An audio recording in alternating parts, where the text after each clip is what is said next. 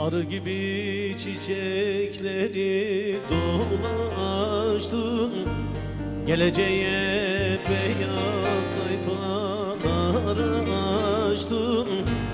Arı gibi çiçekleri dolaştım, geleceğe beyaz sayfalar açtım. Güneş olup her yere ışık saçtım, denizim mavilim güzelim. Güneş olup her yere ışık saçtım, denizim mavilim inan.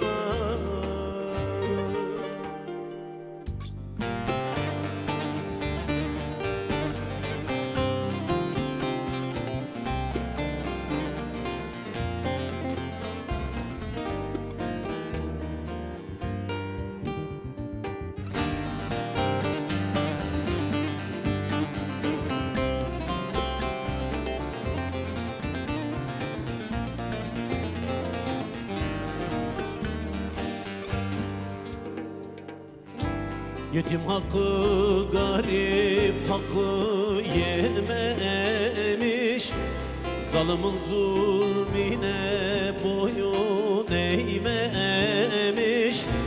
Yetim hakkı, garip hakkı yememiş, zalimin zulmine boyun eğmemiş. Tek suçu var, tüm halkları çok sevmiş, denizim macirim Yusuf.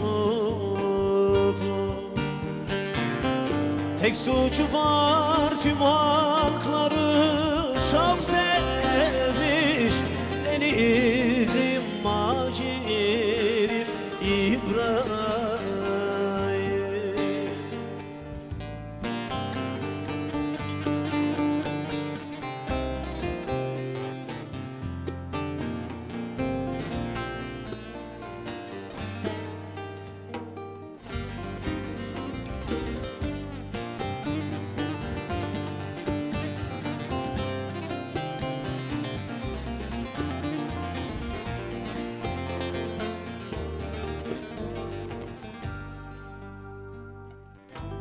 Aşık Cem'im, size inanıyorum,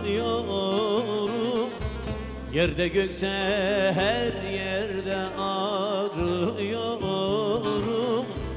Aşık Cem'im, size inanıyorum, yerde gökte her yerde arıyorum. Sizi Pir Sultan'dan sanıyorum, denizim macirim güzelim. Sizi Pir Sultan'dan sanıyorum, denizim